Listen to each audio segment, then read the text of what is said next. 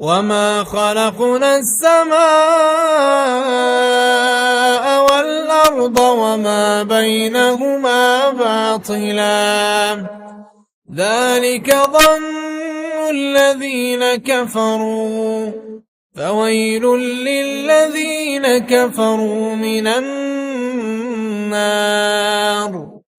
أم نجعل الذين آمنوا وعملوا الصالحات كالمفسدين في الأرض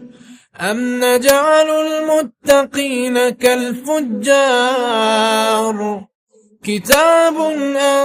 أنزلناه إليك مبارك ليدبروا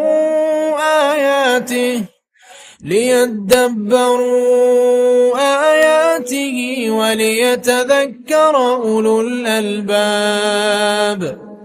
ووهبنا لداود سليمان نعم العبد إنه أواب إذ عرض عليه بالعشي الصافنات الجياد فقال إني أحببت حب الخير عن ذكر ربي حتى توارت بالحجاب ردوها علي فطفق مسحا بالسوق والأعناق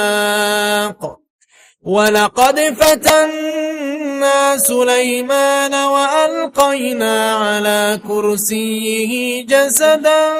ثم أناب قال رب اغفر لي وهب لي ملكا لا ينبغي لأحد من بعدي إنك أنت الوهاب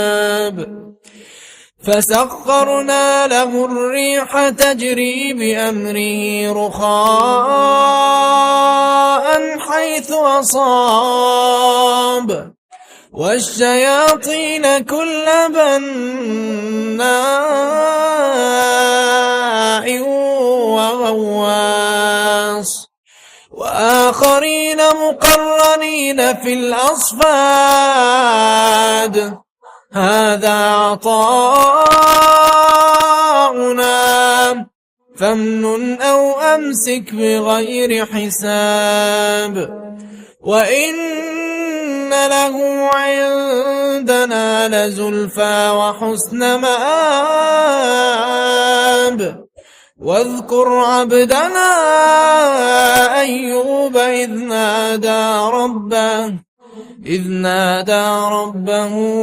أني مسني الشيطان بنصب